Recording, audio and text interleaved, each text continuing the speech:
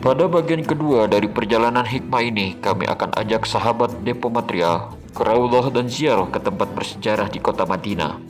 Lihatlah bagaimana membludaknya jamaah umroh saat ini seperti di musim haji. Masya Allah, malam ini kami akan masuk ke Raudhah. Jemaah haji dan umroh berkesempatan memasuki Raudhah ketika berada di Madinah. Raudhah adalah taman surga di dalam Masjid Nabawi yang disebut langsung oleh Nabi Muhammad SAW. Raudhah ditandai dengan tiang-tiang putih dan karpet putih yang terletak di antara rumah Rasulullah SAW dan mimbar yang beliau gunakan untuk berdakwah. Rasulullah SAW menyebut Raudhah sebagai taman surga. Tempat ini juga disebut sebagai area yang mustajab untuk berdoa.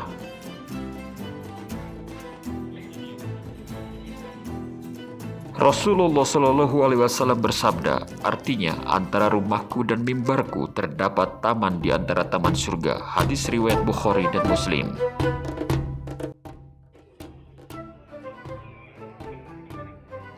Di tempat inilah Rasulullah Shallallahu Alaihi Wasallam beribadah, memimpin sholat, menerima wahyu dan juga tempat ibadah para sahabat Rasulullah Shallallahu Alaihi Wasallam. Umat Islam disunatkan untuk memperbanyak ibadah di Raudhah. Jemaah haji dan umroh yang ingin masuk ke Raudhah harus mendaftar dan mendapatkan tasreh. Tasreh dikeluarkan hanya satu kali sehingga jika jamaah umroh ketinggalan tidak akan dapat kesempatan untuk masuk. Betapa sayangnya jika kita tidak masuk ke Raudhah saat berada di Masjid Nabawi. Mutawif kami selalu dengan sabar mengingatkan dan mengarahkan tentang keutamaan Raudhah ini untuk sholat dan berdoa. Kami dibariskan dihitung oleh askari dengan jumlah yang harus sesuai dengan daftar yang ada dalam tasreh. Sekarang ini kami sedang menunggu giliran masuk ke Raudhah. Kami sekarang berjalan masuk ke Raudhah. Lalu kami sholat sunat 2 rakaat dan berdoa. Inilah mihrab Rasulullah Shallallahu Alaihi Wasallam. Dijaga ketat oleh askari. Mihrab Nabawi adalah mihrab yang digunakan oleh Nabi Muhammad Shallallahu Alaihi Wasallam saat masjid ini masih dalam keadaan aslinya. Batas Raudhah dari arah timur dibatasi dengan makam Nabi Muhammad Shallallahu Alaihi Wasallam. Dari barat dibatasi mimbar Nabi Muhammad Shallallahu Alaihi Wasallam. Dari selatan batasannya kiblat persis sejajar dengan ujung mihrab Nabi. Dari utara dibatasi dengan garis yang sejajar dengan ujung akhir rumah istri Nabi Aisyah radhiyallahu anha. Luas Raudhah 22 meter kali 15 meter atau 330 meter persegi. Tempat Nabi Muhammad SAW wafat dan kubur Nabi SAW beserta 2 sahabatnya Abu Bakar As-Siddiq dan Umar bin Khattab yang berada di bawah kubah hijau Masjid Nabawi. Nabi SAW bersabda, "Aku pernah melarang kalian untuk ziarah kubur, maka sekarang ziarahlah kubur." Hadis riwayat Muslim nomor 977. Jika seseorang tiba di kota Madinah, maka disunahkan baginya untuk menziarahi kubur, di antaranya kuburan Nabi Shallallahu Alaihi Wasallam, sekaligus juga menziarahi kuburan 2 sahabatnya yaitu Abu Bakar dan Umar.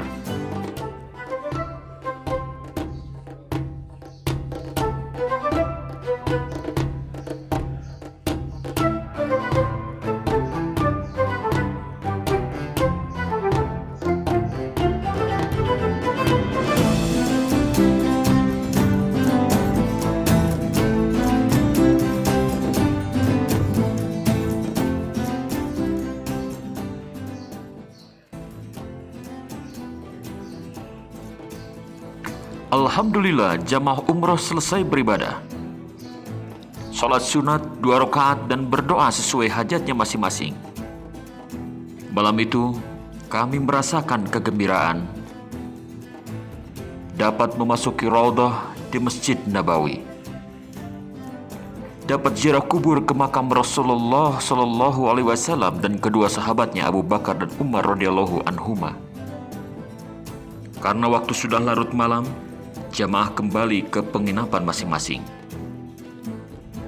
dan bersiap untuk sholat subuh berjamaah di Masjid Nabawi.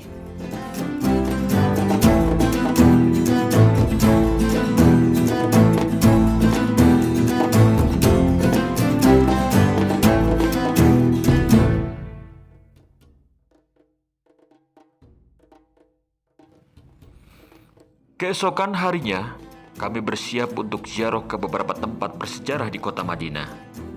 Karena waktu yang terbatas, tidak semua tempat sejarah dapat dikunjungi.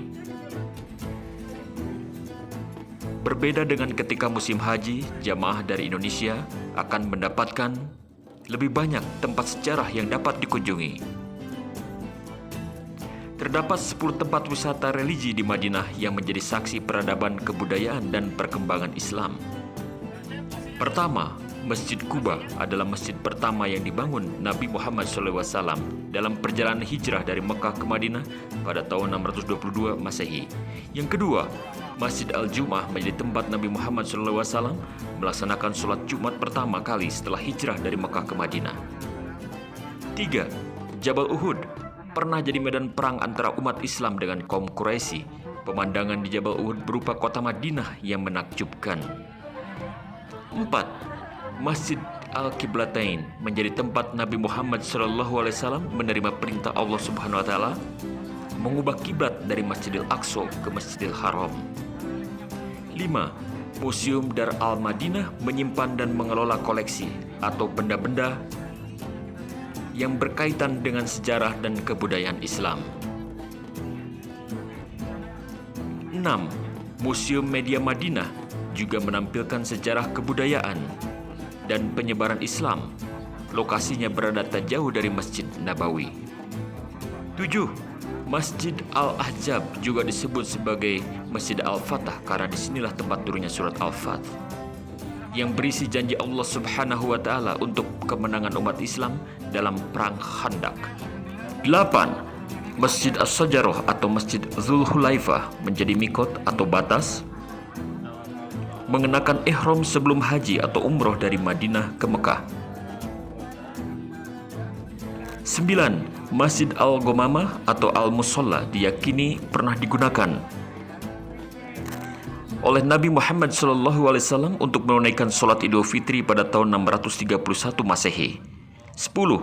Masjid Bilal bin Rabah ini didirikan di atas bekas rumah Bilal bin Rabah, muazin pertama dalam Islam. Lokasinya dekat Masjid Nabawi. Itulah 10 tempat wisata religi di Madinah yang bisa dikunjungi ketika melaksanakan ibadah haji atau umrah. Kita akan menemukan banyak hikmah dan pengetahuan tentang sejarah Islam apabila pergi ke kota Madinah. Semoga kita semua bisa menjelajahi semua tempat yang disebutkan tadi. Amin ya rabbal alamin. Kami sudah tiba di Masjid Quba. Di sini kami akan melaksanakan sholat sunat 2 rakaat. Dari Usaid bin Juhair al-Ansari radhiyallahu anhu, ia berkata bahwa Nabi SAW bersabda, "Sholat di Masjid Quba pahalanya seperti umroh." Hadis riwayat Tirmizi nomor 324 dan Ibnu Majah nomor 1411. Al-Hafiz Abu Thahir mengatakan bahwa hadis ini hasan. Dari Sahal bin Hunayf radhiyallahu anhu, ia berkata bahwa Rasulullah SAW bersabda, "Siapa yang bersuci di rumahnya lalu ia mendatangi Masjid Quba,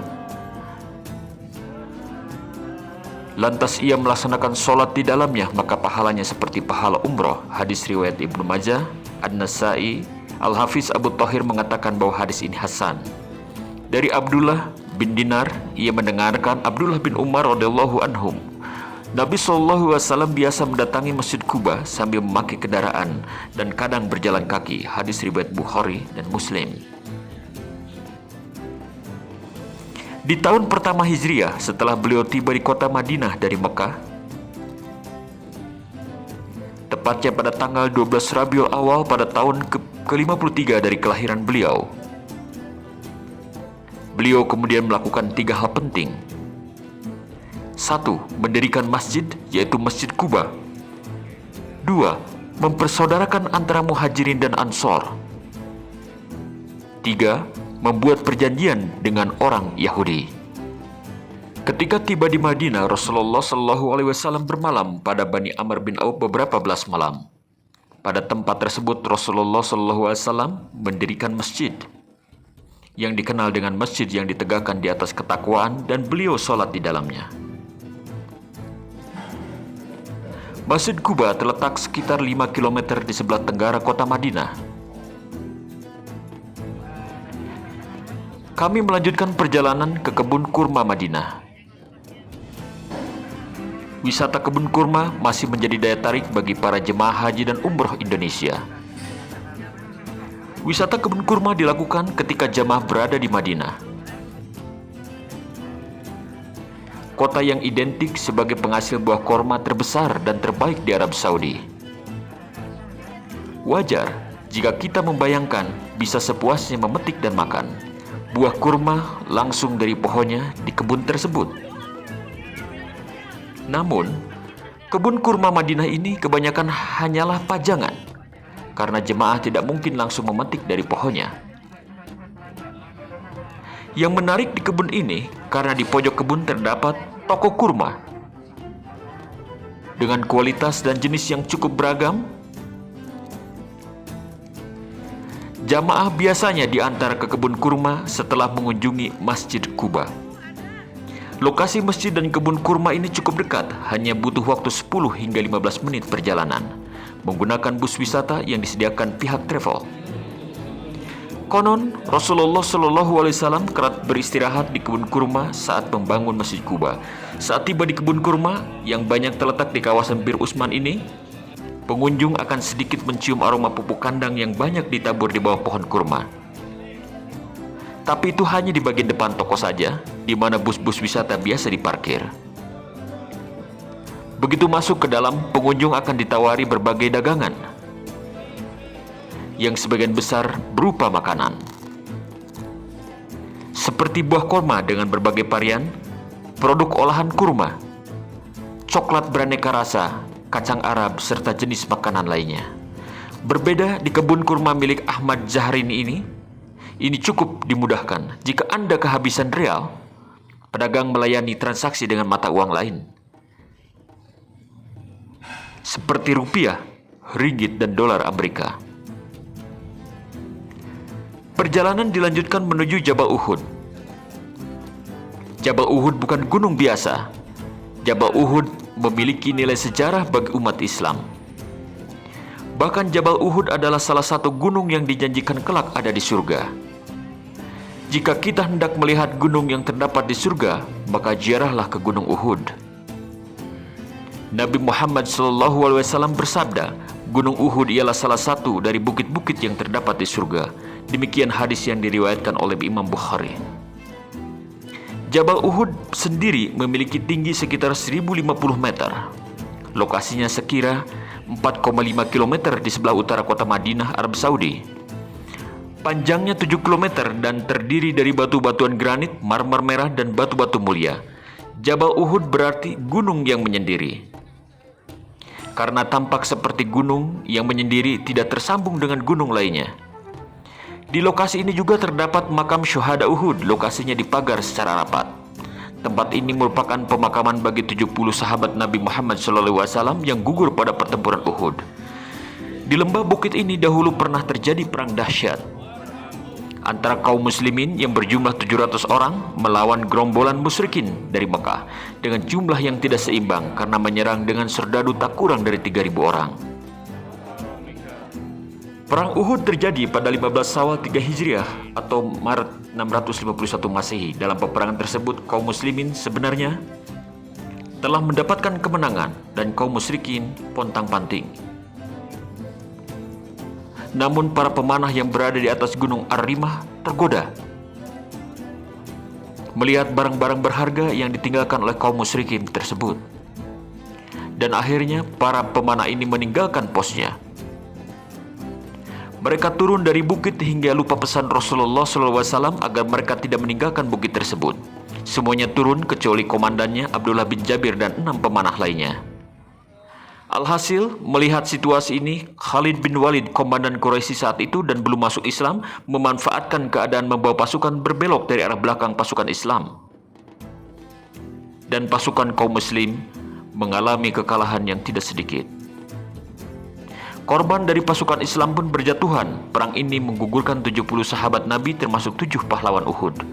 Yang paling membuat Rasulullah SAW terpukul dan sedih adalah gugurnya sang paman Hamzah bin Abdul Muttalib. Rasulullah SAW mencintai Jabal Uhud. Gunung Uhud adalah gunung yang mencintai kami, dan kami juga mencintainya. Demikian hadis riwayat Al-Bukhari. Berikut nama-nama sahabat Nabi yang mati syahid ketika perang Uhud. Yang pertama, Hamzah Abu Umarah bin Abdul Muttalib, terkenal dengan gelar Asadullah atau Singa Allah dan Sayyidus Syuhada, penghulu para syuhada. Yang kedua, Abdullah bin Jahsy.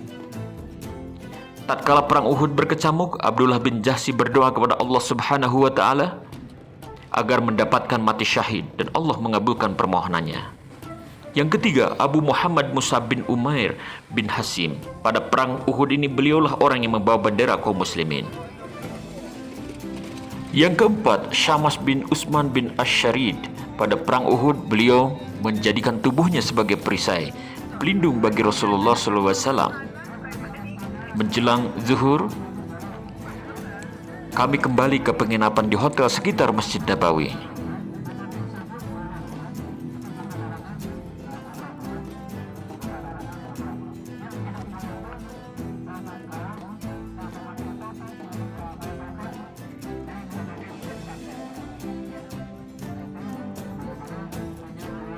Setelah Nabi Muhammad SAW wafat, dicarilah pemimpin baru. Adapun tempat yang menentukan siapa pemimpin barunya adalah Saqifah Bani Sa'idah. Saqifah sangat berkaitan erat dengan isu suksesi sepeninggal Nabi Muhammad SAW. Saqifah Bani Sa'idah sebuah tempat yang berbentuk aula pertemuan milik Bani Sa'idah. Aula ini merupakan saksi bisu peristiwa terpenting dalam sejarah Islam, di mana sahabat yang mulia Abu Bakar As-Siddiq radhiyallahu anhu diangkat dan dibaiat sebagai khalifah sepeninggal Rasulullah Shallallahu Alaihi Wasallam. Seorang pemimpin yang adil lagi bijaksana, yang didambakan oleh semua orang sepeninggal beliau hingga akhir zaman. Sekarang beralih ke Masjid Musola atau Masjid Qumamah. Pelaksanaan sholat hari raya disunahkan untuk dilaksanakan di lapangan terbuka atau di masjid. Lokasi sholat id yaitu di lapangan yang terletak di kawasan Al-Manaka. Lokasi ini terletak sekitar 300 meter dari Masjid Nabawi. Sebagai bentuk penghormatan atas kebiasaan Rasulullah SAW mendirikan sholat di tempat tersebut. Didirikanlah sebuah masjid yang diberi nama Masjid Al-Musola, yakni masjid tempat sholat. Masjid Al-Musola yang sekarang dikenal sebagai Masjid Al-Qumamah. Adapun bangunan masjid yang ada sekarang ini adalah peninggalan pembangunan Sultan Abdul Majid Al-Utsmani.